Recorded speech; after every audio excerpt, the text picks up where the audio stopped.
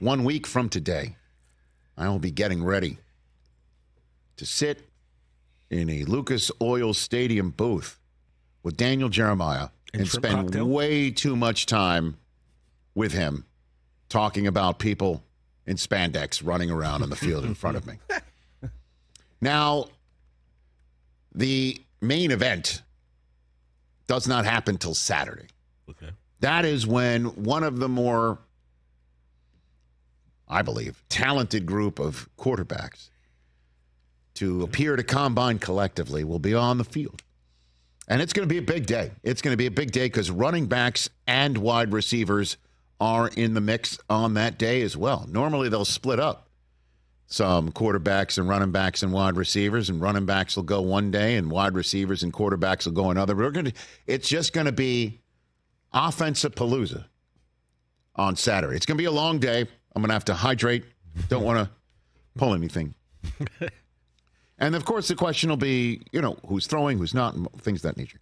That information has not come out yet. Now, normally, if you're the de facto, and everybody believes, first overall pick, you don't throw. Bryce Young didn't throw. Kyler Murray didn't throw back in the day. Joe Burrow didn't throw back in the day. So we're assuming Caleb Williams won't throw. But maybe he will.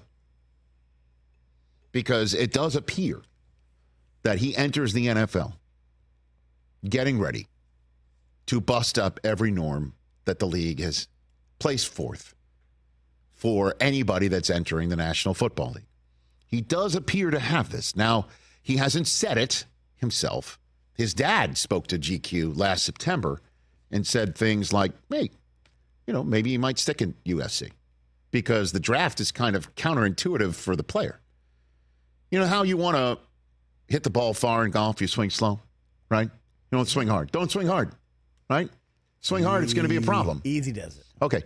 Dad's point, and it's interesting, as he said to GQ, it would be better if you go undrafted than if you're drafted first overall. Okay? Now, what do you mean by that? Because if you're undrafted, you could choose the team that you play for. Now then, you also don't get the first overall slotted contract in the NFL. You don't make all that money. But you're probably going to a team that, what's the word for it? Let me look it up. Sucks. Now, interestingly enough, the Bear, and he thought, we'll see how this plays out. He basically told GQ, let's see how this plays out.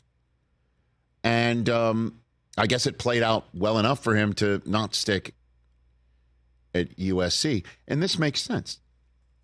Because whatever he was making at USC, the NIL, what would you say?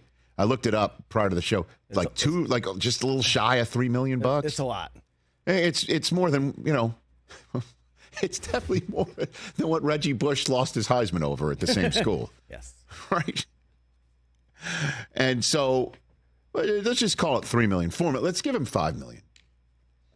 He'd make more as a rookie quarterback, and he starts a clock at getting his second and third contracts when he's going to be making a gajillion dollars. Or can. So makes sense that he would go into the NFL draft. And I guess he would assume as he goes in the NFL draft, he knew the Bears were going to be the first overall selecting team. And they're not a one win, or they're not a 14-loss team coming in. Now then, why do I bring all this up? Because according to Mike Florio, our friend who was on yesterday, the list from the National Football League Players Association that came out with a list of agents and who they are representing in the draft class, which is of interest. The combine, everything's a metric at the combine. Literally everything's a metric, from an X-ray to an MRI to a report about what you might have once upon a time told a cafeteria worker when you were a seventh grader. Literally everything is a metric. A tweet, a post, a photo, everything gets put in. Mm-hmm. And so, who's your agent? Apparently, Caleb Williams doesn't have one. Oof. Does not have one. Does not have a league-certified agent. Now, this could be part of the concept of trying to blow up norms. No agent going in. So does that mean so there's nobody whispering in his ear to say, don't throw at the combine? I hope that's the case because I want to see him throw at the combine. Yeah, and I asked you this pre-show. I'm like, look, the way the first round is now in the NFL, it's slotted. He knows how much he's going to make. Correct. If he goes first overall, second overall. Right. Why pay an agent 1%, 2%, 3% to when you know this is going to happen ahead of time? Well, I would just say this to that I would want for my kid entering an endeavor like this, if you have the means to slice off 1 or 2% of a salary, to go and hire somebody who knows the business that you're entering, knows all the politics of what you're entering, and can also have your back when the knives will come out in the political world that you're entering that could somehow, some way, potentially damage your child and his or her ability to succeed to the best, or might need to help you navigate something that's unforeseen. I'd do it. Or who in his world, because I'm sure he's not unadvised. I'm sure there is a group of advisors surrounding his parents, or I imagine are the point people in this. I'd imagine. We're going to learn about it. I'll tell you that. We're going to learn a lot about this. Because everything's parsed, which is another reason why you want to insulate yourself. Everything is parsed. If you might be out there thinking, Rich, you're starting a show talking about an agent and a player's decision to not hire one. Like, yeah, because everything's going to be parsed. Everything is a flag. You just choose the color of the flag that you want it to be. Everything's a flag. And you might be like, he's still going to be first overall. As a matter of fact, Rich, you have said nothing but this guy's first overall, and I don't want to hear it.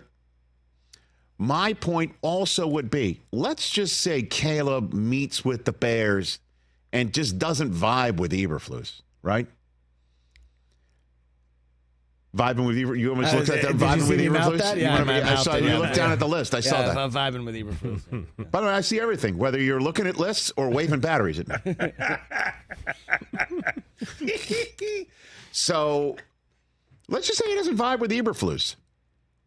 Let's just say, Chris, let's say one day your boy Cage is about to turn 4 this weekend. My goodness gracious. Going fast. Pretty much almost matching the first number on the clock when he frequently wakes up for you. So let's just say one day he's in a job interview and he calls you, Sarah up, mom, dad, the boss that, I want the job, but the boss, I kind of dig the boss. Wouldn't you try and call around or do anything that you could to try and help if you had that ability, right? Absolutely. Let's just say he doesn't vibe with Eberflus. He's sitting there 2 overall. The hometown team. What if he wants to try and work his way to Washington? Mm-hmm. What if somehow, some way you did vibe with, let's just use another one, the entire New York Giants staff. Right?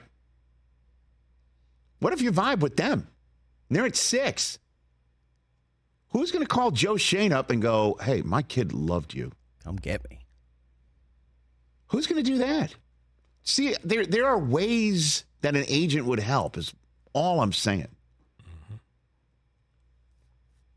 Mm-hmm. And this one was a head scratcher, unless he wants to come in and blow up the league, which is another thing that might be a red flag.